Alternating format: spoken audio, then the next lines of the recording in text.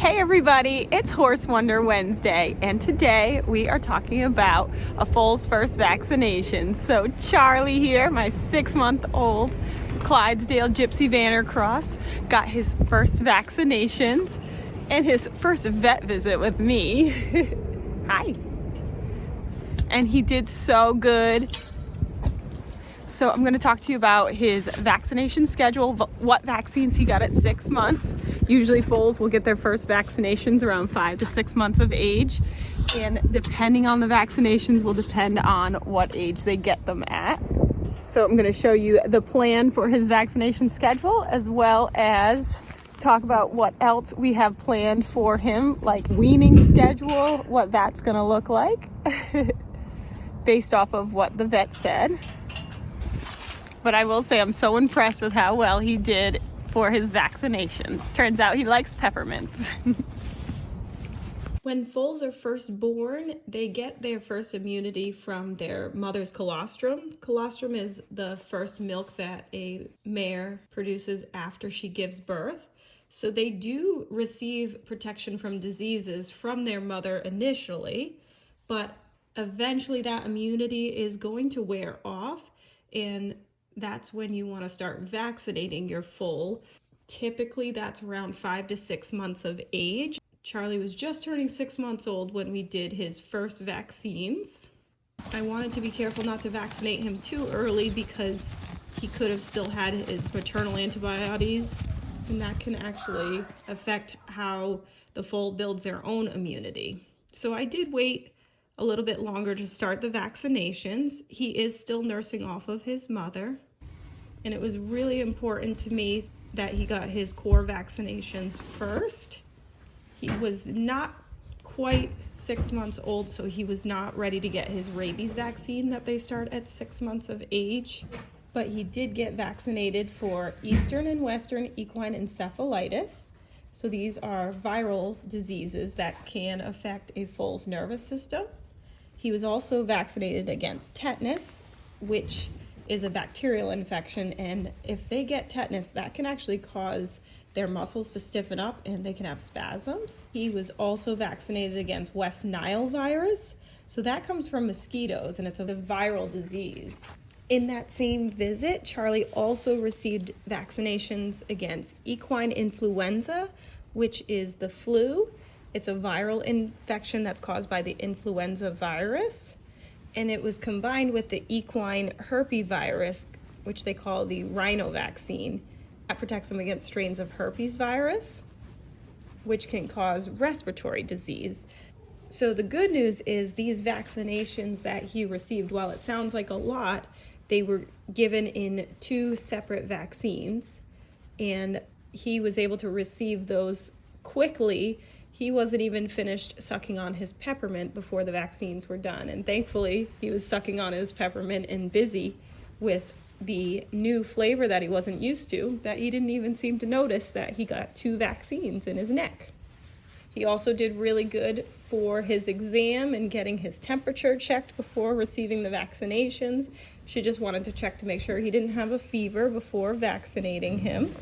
She said that he was very sweet and curious. He had a body count score of 5.5 to 6 out of 9 with a beautiful hair coat and muscling. His temperature was normal. He had normal heart and lung sounds. She recommended that we wean him completely within the next month, so by time he's about 7 months of age, and then keep him separate from his mother for at least 6 months. She said it would be helpful if he had a pasture mate, which is something we do want for him. We want him to have a friend to play with. We did talk about his nutrition. As he's weaned, we will be slowly switching him from Purina Ultium Growth to Purina Enrich Ration Balancer.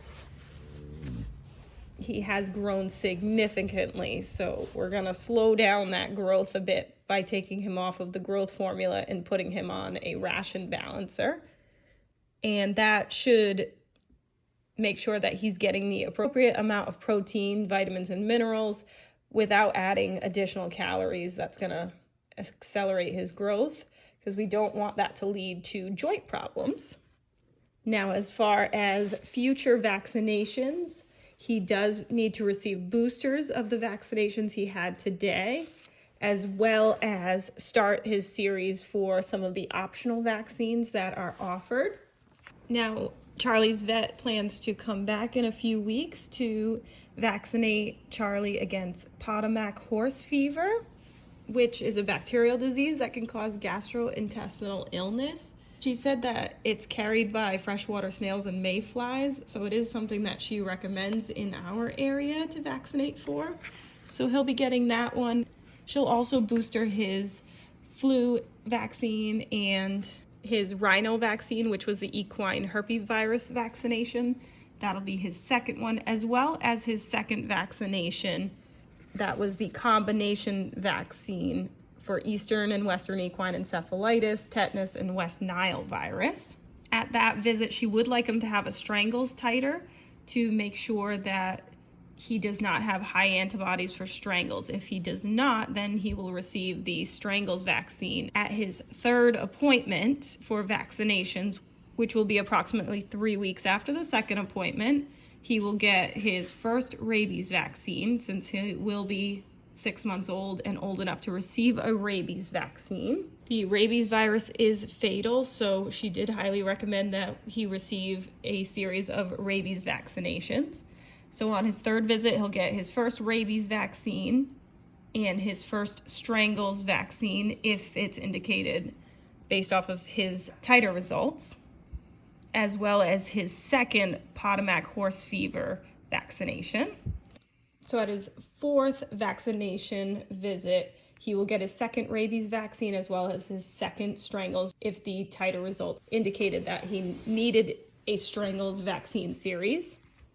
Now, there are other optional vaccines for equines that, depending on the area that you live, may be recommended by your vet. So it's really important to check with your veterinarian about what they would recommend for your area, because it certainly can vary what your foal can be exposed to, and also the environment that they live in. Because our horses are at a boarding facility, they are more at risk for viruses and bacterial infections, different diseases.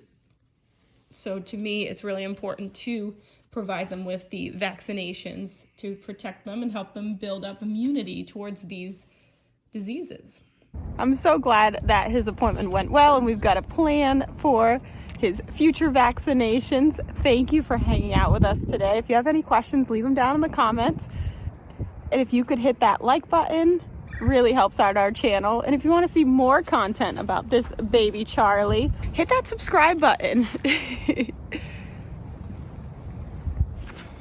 And if you haven't started your farm yet, what are you waiting for? Get your farm on. Mwah.